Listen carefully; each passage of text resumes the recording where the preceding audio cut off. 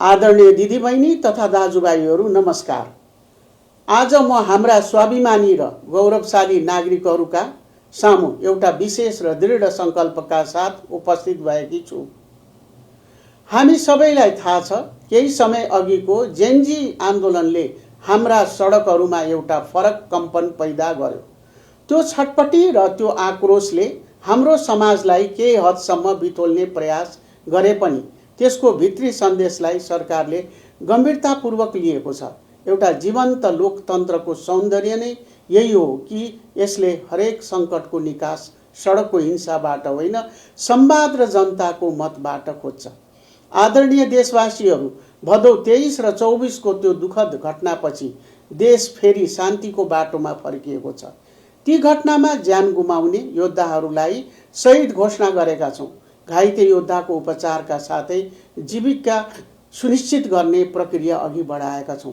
क्षतिग्रस्त संरचनाहरूको पुनर्निर्माणका लागि भौतिक पूर्वाधार पुनर्निर्माण कोष मार्फत काम थालिएको छ। अब हामीले ती नमिठा पलहरूलाई बिर्सेर एउटा सुन्दर र स्थिर भविष्य निर्माणतर्फ हातमा हात मिलाएर अघि बढ्नुपर्छ। अहिले कतिपयको मनमा एउटा जिज्ञासा र केही ठाउँमा भ्रम पनि छ। प्रश्न गर्नेहरूले भन्ने गर्नुभएको छ, के देश साँच्चै चुनावतिर बढेको हो? तर के सरकारले शान्ति सुरक्षाको ग्यारेन्टी दिन सक्छ? आज म यही मञ्चबाट देश र दुनियाँलाई प्रश्न पार्न चाहन्छु। 2082 फागुन 21 गते हुने प्रतिनिधि सभाको निर्वाचन अब केवल एउटा कार्यतालिका मात्र रहेन। यो हाम्रो देशलाई स्थिरता दिने र नयाँ युगको सुरुवात गर्ने एकमात्र निर्विकल्प मार्ग हो। म तपाईहरूलाई आश्वस्त पार्न चाहन्छु, चुनाव सार्ने वा रोक्ने जस्ता हल्लाहरू पूर्णतः निराधार र भ्रमपूर्ण छन्। यो सरकार तोकिएको समयमै निष्पक्ष र भयरहित वातावरणमा चुनाव सम्पन्न गर्न चट्टान झैँ दृढ छ। मेरा प्यारा देशवासीहरू, निर्वाचनका लागि सरकारले आफ्नो तर्फबाट सम्पूर्ण तयारी पूरा गरेको छ। सुरक्षाको सवालमा हामीले कुनै कसर बाँकी राखेका छैनौँ। एकीकृत निर्वाचन सुरक्षा योजना स्वीकृत भइसकेको छ र नेपाली सेनाको परिचालन सुनिश्चित गरिएको छ। आन्दोलनका क्रममा लुटिएका 1342 स्थानमध्ये अधिकांश हतियार बरामद गरिसकिएको छ। यस अतिरिक्त अन्य 32 स्थान हतियार पनि प्रहरीले नियन्त्रणमा लिएको छ। क्षतिग्रस्त भएका 465 वटा प्रहरी कार्यालयहरूलाई पुनः सञ्चालनमा ल्याई सुरक्षा व्यवस्थालाई अभेद्य बनाइएको छ। निर्वाचन आयोगलाई आवश्यक 6 अरब 73 करोड रुपियाँ बजेट सुनिश्चित गरिएको छ। हामीले यसपटक अर्को ऐतिहासिक फड्को मारेका छौँ। मतदाता नामावली ऐनमा संशोधन गरी निर्वाचनको मिति घोषणापछि पनि 8,37,000 नयाँ युवालाई मताधिकार सुनिश्चित गरेका छौँ। आज 1 करोड 81 लाख भन्दा बढी नेपालीको हातमा देशको भाग्य बदल्ने साँचो छ। 114 वटा राजनैतिक दलहरू यस प्रक्रियामा सहभागी हुनुले हाम्रो लोकतन्त्रको जरा कति बलियो छ भन्ने प्रमाणित गर्छ। विचारमा मतभेद भए पनि देशलाई निकास दिन हामी सबै एक ठाउँमा छौँ।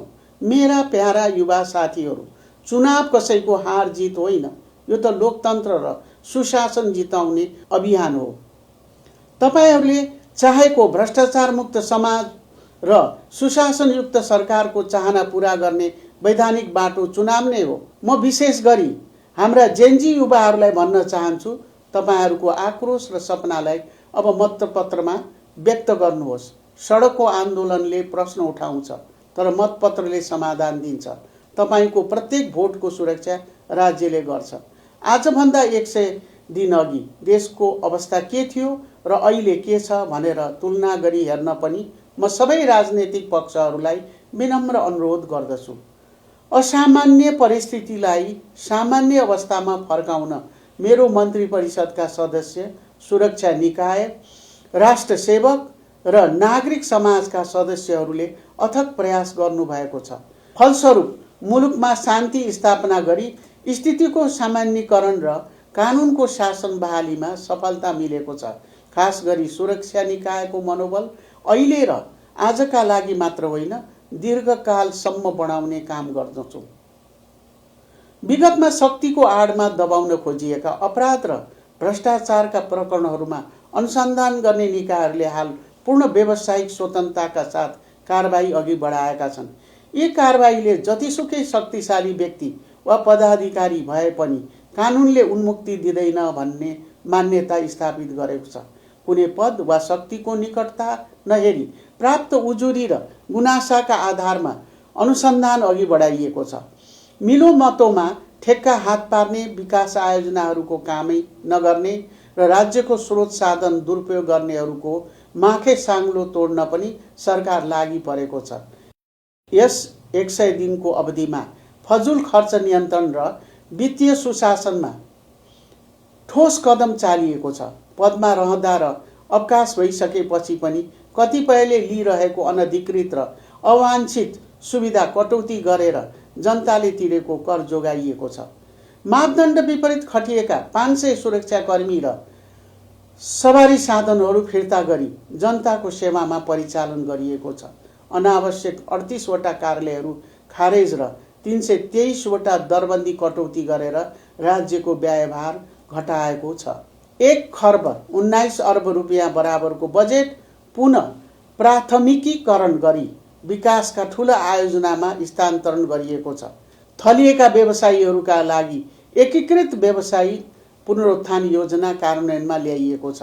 हेलो सरकार मार्फत 50,000 भन्दा बढी गुनासाहरू सम्बोधन गरिएको छ। काठमाडौँमा दैनिक 20 करोड लिटर मेलम्चीको पानी सुनिश्चित गरिएको छ र राष्ट्रिय प्रसारण लाइनमा 101 मेगावाट विद्युत थपिएको छ। जेनजी आन्दोलनको भावना अनुसार यो सरकारले सुशासन र निर्वाचनलाई नै अर्जुन दृष्टि बनाएको छ। म सम्पूर्ण नेपाली दाजुभाइ दिदीबहिनीहरूमा राष्ट्रिय एकताका लागि आह्वान गर्दछु। चुनावमा कसले जित्छ वा कसले हार्छ त्यो गौण कुरा हो। हाम्रो लोकतन्त्र र राष्ट्रियताले जित्नु नै सबैभन्दा ठुलो कुरा हो। अराजकताले कसैलाई खुसी दिँदैन, केवल शान्ति र स्थिरताले नै समृद्धिको ढोका खोल्छ। हामीले खोजेको परिवर्तन एकै दिनमा प्राप्त हुने उपलब्धि होइन, यो त एउटा लामो र अविराम यात्रा हो। यस ऐतिहासिक परिवर्तनलाई संस्थागत गर्न हामी सबैबाट अथक पसिना र समयको माग गर्ने धैर्यको खाँचो छ। आउनुहोस् हामी फागुन 21 गतेको निर्वाचनलाई परिवर्तनको ढोका उघार्ने एक राष्ट्रिय अनुष्ठानका रूपमा सम्पन्न गरौँ। राष्ट्रिय एकताको सूत्रमा बाँधिएर देशलाई नयाँ दिशातिर लैजाउँ।